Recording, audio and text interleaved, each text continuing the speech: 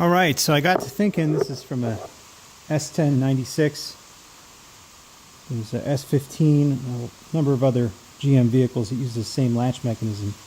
It wouldn't close, so I've already disassembled it, but once you follow the on-screen instructions on how to get it out of the door, which there's some catches on the handle you have to free up, and you'll figure that part out. Here's where it gets, the online documentation seems to stop, because they all say just replace the latch. And I'm wondering, well, maybe the part that wore out could be CNC'd. Carved out of a machine. So here's the business part. When I found this, the door wouldn't stay latched shut. You could pull it shut, it would just open back up again. The pins were gone, so once you replace the pins, if it doesn't latch, when you go over a bounce and stuff, it stresses the hinges and everything more because the door is open when you're going over rough territory. So I found it like that. And I couldn't figure out how is this thing supposed to work. You know, because what you do is you look at the passenger side, and then somehow it dawned on me that it actually goes in there. And there's your lock. The door is locked. Now, this is the locking mechanism here, and this is the locking mechanism here. So this is the one that goes to the inside of the door. This is the one that goes to the lock tumbler on the outside. By the way, when you have this out, obviously you should clean this all up, spray it out, put some lithium grease in there, and spray it again to get that lithium grease in there. You might want to use a penetrant, and then use a lithium grease, so one will transport the other or help transport the other, and then move the mechanism back and forth, because even though there's plastic pieces in here, it's still going to wear, so it gets dirt and everything in it because the door wasn't shutting. So as you're going over various territory and dust is blowing up, it's getting in the latch. But the meat of the matter is you need to move this down essentially, but it's a little bit more than that. So there's a screw here, a little Torx screw. So I've got a Torx driver here. I'm just going to use the unauthorized use of the Torx driver here to when you prise this up, you'll be able to lift this out. Okay? So this is how you refurbish the door latch instead of spending $120 on the mechanism, which is fairly complicated, but come on, $120? Now, obviously, if this doesn't work, you know, I'll have to eat my words. But I wanted to film it instead of verifying it worked, taking it out of the door, filming the whole thing.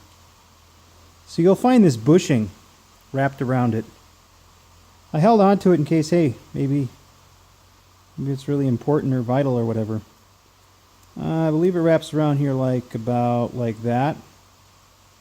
And I've already ground off the parts that were really bad. And here you can see there's a lip that's formed. I'll grind that down too. Kind of like if you have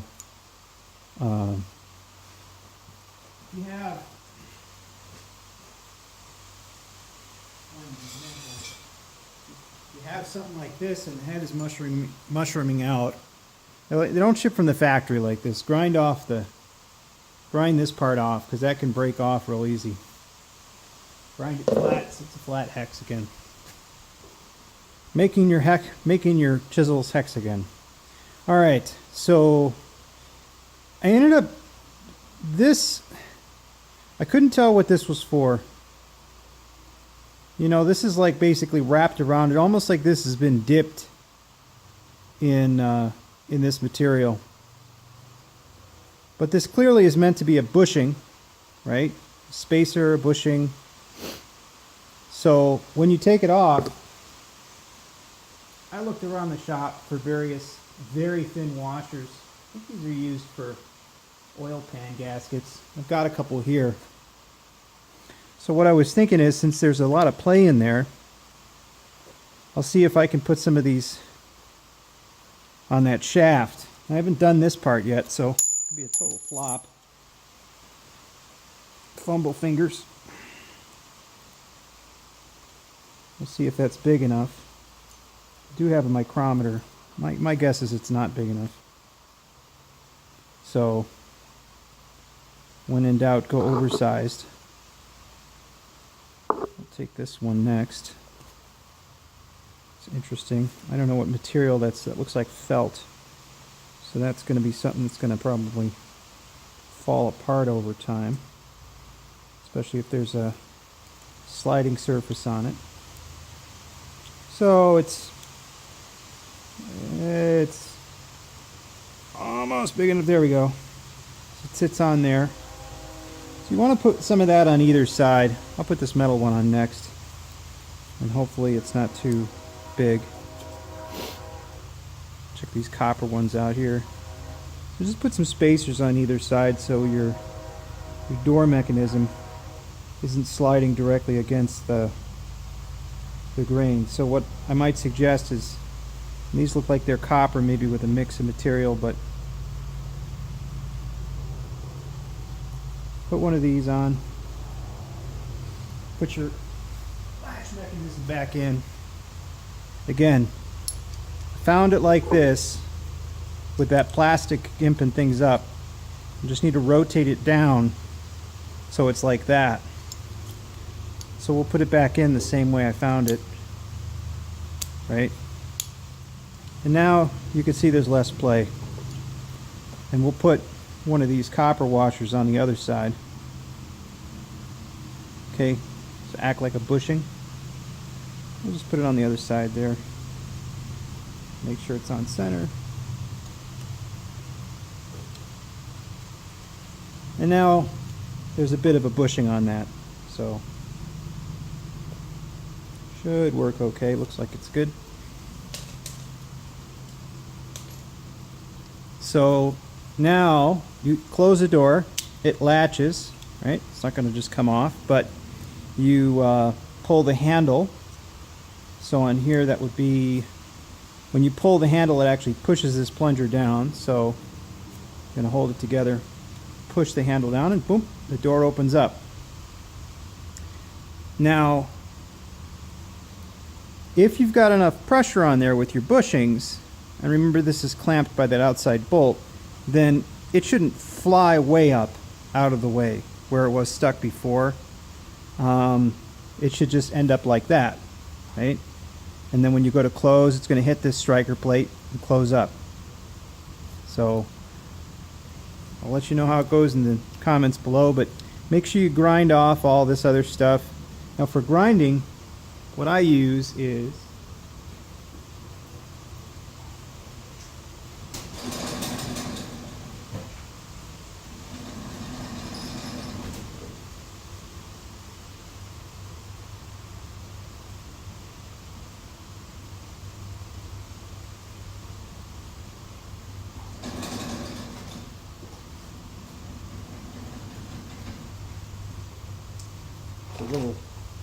this kit off of eBay for $13.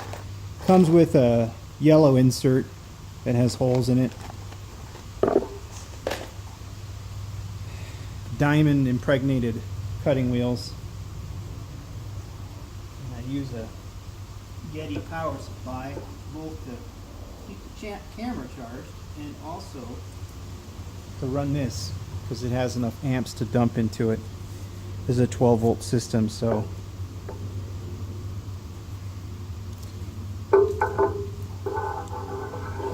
grind off here, grind off all this stuff here. Basically anywhere there's a burr that's going to catch. And I think there was some burring on here, so I'm going to take this back out and grind that up and then lubricate the whole mechanism really well. And then Bob's your uncle. It should be good. Good to go. That looks like a little cushion in there that the pin's supposed to hit. And it's just sort of floating around, so I'll see what I can do about that. But that's how you fix that problem. Save yourself $130 is just take this plastic wrap off and add some bushings here and then grease the whole assembly. Well, grind this off and then grease the whole assembly and you should be good to go.